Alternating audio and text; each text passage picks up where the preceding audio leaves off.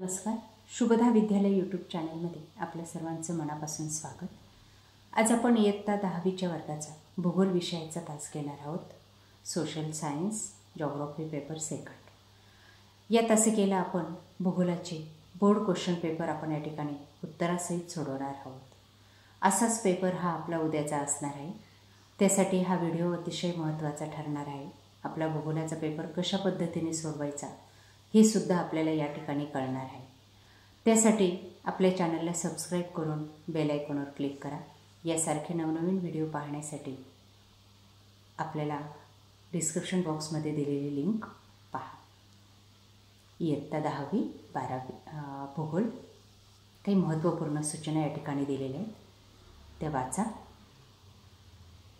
अशा सूचना आपल्याला 2024च्या बोर्ड क्वेश्चन पेपरमध्ये असणार आहेत. बघा, सर्व प्रश्न सोडवणं गरजेचं असेल. उजवीकडे अंक गुण दाखवतात. प्रश्न चौथा अ साठी आपल्याला नकाशा दिला जाईल, आराखडा भारताचा, आणि त्यावर 4 गोष्टी आपल्याला दाखवायला सांगितल्या जातील. त्या आपण सूचीसहित दाखवायच्या आहेत. प्रश्न क्रमांक 6व्या अ साठी आपल्याला आलेख दिला जाईल आणि तो आलेख नकाशा आपल्याला आपल्या पुरवणीसारखाच जोडायचा असेल पेपरला. आलेखाचा प्रश्न आपल्याला ऑरला असणार आहे.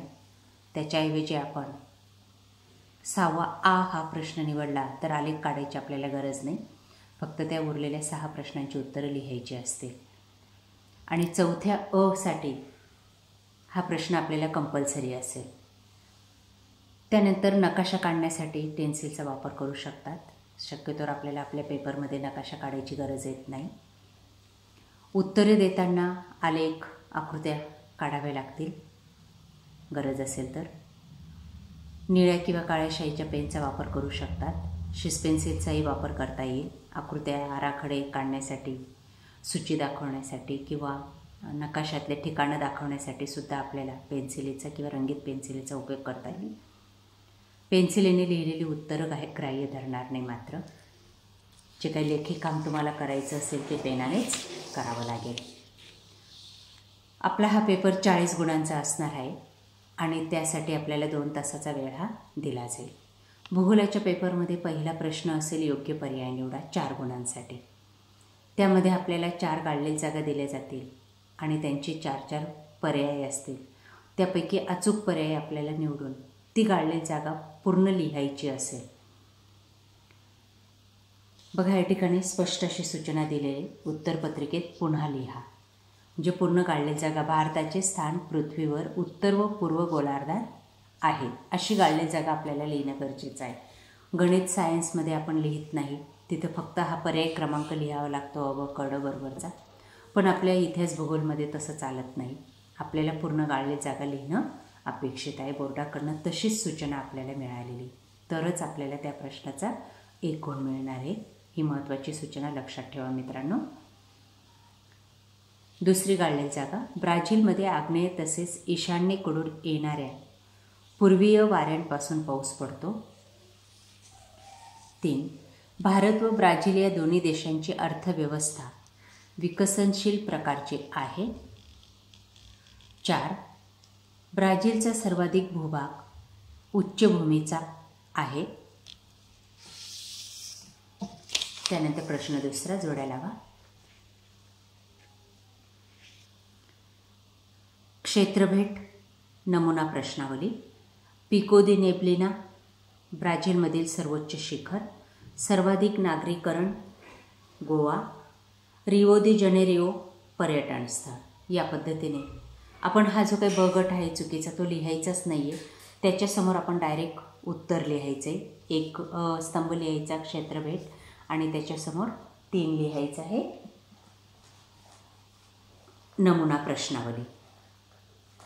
या पद्धतीने आपल्याला जोड्या लावांचा प्रश्न हा पूर्ण करायचा असेल. त्यानंतर एका वाक्यात बघा, 4 गुणांसाठी आपल्याला असणार आहे प्रश्न तिसरा.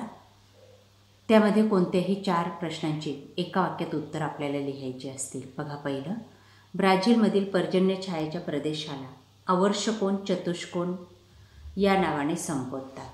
आता मी जशा पद्धतीने वाचन केलं तसं उत्तर तुम्हाला या प्रश्नाचं लिहायचं आहे. एका वाक्यात म्हणजे पूर्ण वाक्यामध्ये विचारलेल्या प्रश्नाचं उत्तर लिहायचं. प्रश्न तुम्ही लिहू नका. प्रश्न तिसरा, एका वाक्यात एवढं फक्त लिहा पहिल्या ओळीवर. त्यानंतर एक उत्तर.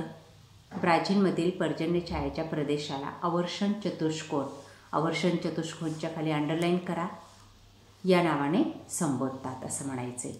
दुसरं, ब्राझीलमधील लोकप्रिय खेळ फुटबॉल आहे. 3, भारतातील क्षेत्रफळाच्या दृष्टीने सर्वात मोठे राज्य राजस्थान. भारताची प्रमाण वेळ 82°30' रेखावृत्तावरून निश्चित केली जाते. 5, भारतातील शेती ही मुख्यत्वे कोणत्या प्रकारचे, निर्वाह प्रकारची शेती आहे. या पद्धतीने आपण एका वाक्याची उत्तरे लिहिल्यास आपल्याला 4 गुण मिळतील. पुढचा प्रश्न असेल तुमचाच प्रश्न चौथा अ, 4 गुणांसाठी. तुम्हास पुरविलेल्या भारताच्या नकाशा आराखड्यात पुढील घटक दाखवा, तसेच नावे द्या आणि चिन्हांची सूची द्या. बघा, या ठिकाणी आपल्याला भारताचा आराखडा दिला जाईल आणि या आराखड्यामध्ये आपल्याला ह्या 6 गोष्टी दाखवायच्या आहेत. कर्कवृत्त तर अतिशय सोपं आहे. नकाशाच्या मध्यावर डॉट डॉटमध्ये रेषा काढायची आणि कर्कवृत्त दाखवायचं आहे. चेन्नई बंदर तुम्हाला माहिती आहे. लक्षद्वीप बेटे भारताच्या दक्षिणेला बारीक बारीक डॉट दिसतात बघा, ती लक्षद्वीप बेटे आहेत. सिक्कीम दाखवायचं आहे. आसाम राज्यामध्ये खनिज तेल क्षेत्र दिग्बोई हे दाखवायचं आहे. दक्षिण भारतातील सर्वाधिक लोकसंख्या असलेलं घनतेचं राज्य दाखवायचं आहे. आणि या 4 गोष्टी तुम्ही नकाशात दाखवल्या तर आपल्याला 4 गुण हे मिळणार आहेत. त्यानंतर आ भाग बघा, 4 गुणांसाठी असणार आहे. दिलेल्या नकाशाचं वाचन तुम्हाला करायचं आहे आणि त्यावर आधारित प्रश्नांची उत्तरं लिहायची आहेत. बघा, असा एक नकाशा दिला जाईल तुम्हाला. या प्रश्नपत्रिकेमध्ये ब्राझीलचा आहे. तुम्हाला येणाऱ्या प्रश्नपत्रिकेमध्ये भारताचा सुद्धा असू शकतो. कुठलाही एक नकाशा आपल्या पाठ्यपुस्तकातलाच एक असणार आहे. आपल्या पुस्तकातले सर्व नकाशे व्यवस्थित पाहून ठेवा आणि त्या नकाशावरच आधारित आपल्याला अशा प्रकारचे प्रश्न विचारले जातील आणि त्यांची उत्तरं आपल्याला नकाशामध्ये पाहून शोधून लिहायची आहेत पूर्ण वाक्यात. बघा, पहिला प्रश्न, ब्राझीलमधील कोणतेही 2 वनप्रकार लिहा. बघा, ब्राझीलमधलं वनप्रकार पहिला आहे विषुववृत्तीय वने आणि दुसरं आहे पानझडी वने. हे सर्व वनप्रकार आहेत ब्राझीलमधले. यापैकी कोणतेही 2 वनप्रकार आपण लिहू शकतो. पुढचं, नकाशात दर्शविलेले बेट कोणते. बघा, या ठिकाणी कोणतं बेट दर्शवलेलं आहे. माराजा बेट हे ब्राझीलमध्ये. आपण शोधू त्याला. बघा, या ठिकाणी बेट माराजा बेट. नकाशात मगर कोठे आढळतात. बघा, हे मगरीचं चिन्ह आहे. पॅटनल या ठिकाणी मगर आढळते, ते नाव लिहायचं. अशाच पद्धतीने अतिशय सोपे असे प्रश्न राहणार आहेत. तामरीन हा प्राणी कोठे आढळतो. तामरीन शोधा, कुठं दिसतोय तुम्हाला.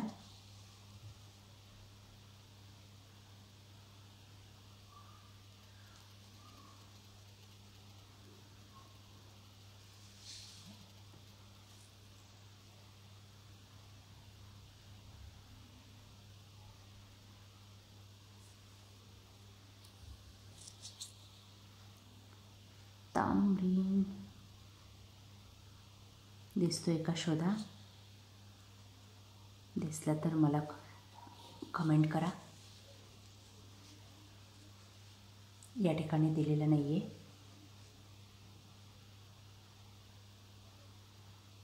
चित्र दिलं आहे फक्त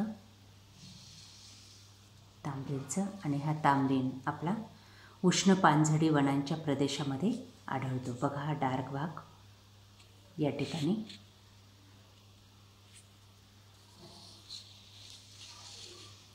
त्यानंतर नकाशातील दक्षिणेकडील गवताळ प्रदेश कोणता. हा नकाशा आपला, हा वरचा प्रदेश उत्तर भाग असतो वरचा. बघा, ही उत्तर दिशा दिलेली, हा उत्तरेकडचा भाग. दक्षिण म्हटले, मग दक्षिणेकडे खाली आपला हा पंपाज गवताळ प्रदेश आहे. मग ते नाव आपण या ठिकाणी लिहायचं आहे. बघा, हा तामरीन प्राणी. पुढचा प्रश्न. अशा प्रकारे हा नकाशाचा 4 गुणांचा प्रश्न आपण कंप्लीट करायचा आहे आणि 4 गुण मिळवायचे आहेत. पुढचा प्रश्न असेल आपला 5वा, भौगोलिक कारणे लिहा 6 गुणांसाठी. यामध्ये आपल्याला 2 कारणे लिहायची आहेत. पहिलं बघा, भारतात पानझडी वने आढळतात. दुसरं, ब्राझीलमध्ये पर्यावरण स्नेही पर्यटनाचा अधिक विकास केला जातो. तिसरे, भारताच्या अर्थव्यवस्थेत मत्स्य व्यवसायाची भूमिका आहे. आणि चौथे, ब्राझीलच्या अंतर्गत भागातील खाणकाम व्यवसायाच्या विकासावर मर्यादा आल्या आहेत. या चारींपैकी कोणत्याही 2 प्रश्नांची कारणे ते आपण स्पष्ट करायची. त्यानंतर प्रश्न 6वा बघा, खाली दिलेल्या सांख्यिकीय माहितीच्या आधारे स्तंभालेख काढायचा आहे आणि त्यावर आधारित प्रश्नांची उत्तरं लिहायची आहेत. बघा, या ठिकाणी ब्राझीलमधील नागरी लोकसंख्येची टक्केवारी दिलेली आहे. यावर आधारित आपल्याला आलेख काढायचा आहे. आलेखावर खाली एक अक्ष असेल त्यावर हे सर्व वर्ष टाका आणि या बाजूला आपल्याला टक्केवारी दाखवायची असेल. वाय अक्षावर ही टक्केवारी त्यांची त्या वर्षी दाखवायची आहे. बघा, वरील आलेख काय दर्शवितो? या ठिकाणी स्पष्ट दिलेले आहे, नागरी लोकसंख्येची टक्केवारी, ब्राझीलमधील नागरी लोकसंख्येची टक्केवारी दर्शवितो. पुढचं आहे, कोणत्या दशकात नागरीकरणाचा वेग कमी झालेला दिसतो? कमी संख्या कोणती? या ठिकाणी 1960च्या दशकात नागरीकरणाचा वेग हा कमी झालेला दिसतो. दुसरं आहे, 1980 ते 90 या दशकात नागरी लोकसंख्येत किती टक्क्याने वाढ झाली? 80 आणि 90 यांच्यात वाढ किती झाली ती आपण लिहायची आहे. 64 आणि 74, 10 आणि 2, 12 टक्क्यांनी वाढ झाली, 12.6. अशा पद्धतीने आपण या आलेखावर आधारित प्रश्नांची उत्तरंसुद्धा सहजगत्या लिहू शकतो. पुढचा प्रश्न असेल आपला, दिले गेलेल्या आलेखाचं वाचन करून विचारलेल्या प्रश्नांची उत्तरं लिहा. बघा, या ठिकाणी आयुर्मान दिलेलं आहे. भारत आणि ब्राझीलचं, हे वरचं येते ब्राझीलचं आहे आणि खालचं येते भारताचं आहे. दोघांचा आयुर्मानाचा तक्ता या ठिकाणी दिलेला आहे आणि त्यावर आधारित प्रश्न विचारलेले आहेत. बघा, पहिला प्रश्न, 6 प्रश्नांचे उत्तर आपल्याला या आ भागामध्ये लिहायचं आहे. हा प्रश्न तुमचा किंवाला असेल. एकतर पहिला आलेखाचा प्रश्न सोडवा, आलेख काढायचा आणि 3 प्रश्नांची उत्तर द्यायचं, किंवा या आ मधला प्रश्न निवडायचा शक्यतो. फक्त या आलेख त्यांनी दिलेलाच असेल त्याचं आपल्याला वाचन करायचं आहे आणि या 6 प्रश्नांची उत्तर आपल्याला या ठिकाणी एका वाक्यात लिहायची आहेत. बघा, मग पहिल्याचं उत्तर, 2016ला भारतातील सरासरी आयुर्मान किती? बघा, 2016 पाहायचं आहे आपल्याला भारतचं. 2010 आणि त्याच्यानंतर इथं पुढं 16 येईल. तिथं भारताचं आयुर्मान किती आहे? थोडं वाढलेलं आहे 67पेक्षा. 10मध्ये 67 होतं, तर 16मध्ये ते, बघा या ठिकाणी 16 दिलेलं आहे, 2016मध्ये ते 68 आहे वर्ष. पुढचं 1990मध्ये ब्राझीलमधील सरासरी आयुर्मान भारतापेक्षा कितीने जास्त आहे? 1990मध्ये भारतात किती आहे? 90मध्ये 58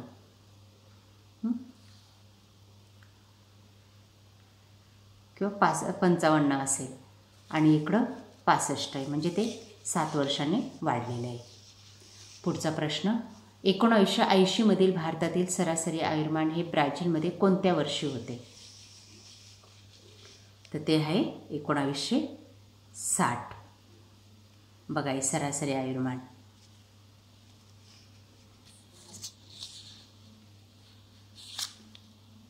भारताचं 80, 54 आणि ब्राझीलचं 60मध्ये होतं, म्हणजे सारखं आयुर्मान, सरासरी आयुर्मान. कारण की या ठिकाणी सर्व सरासरीच दाखवलेली आहे, म्हणून मग 54 होतं 60मध्ये.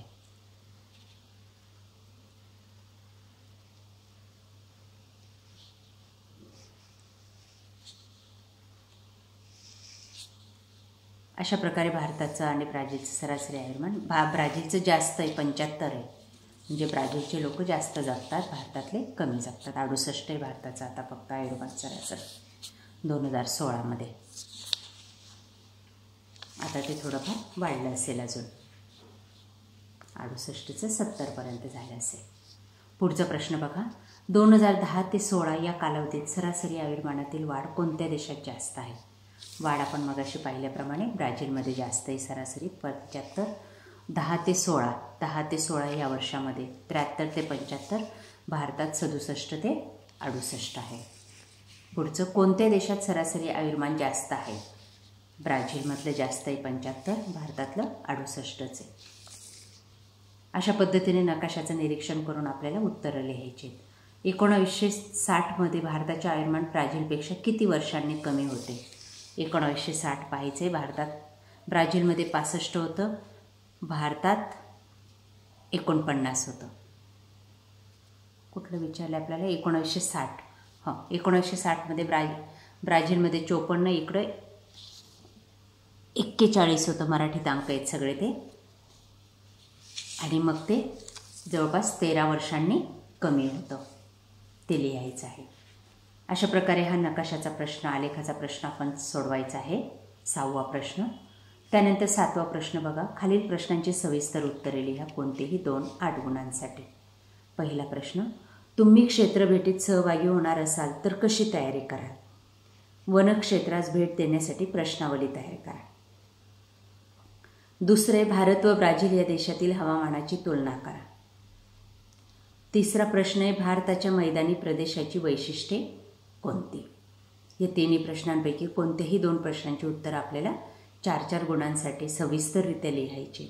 मोठे पॉईंट असतील तर 4 पॉईंट लिहायचे आणि छोटे असतील तर 1-1 ओळीचे असतील तर 8 मुद्दे लिहायचे. 1 2 3 4 6 8पर्यंत.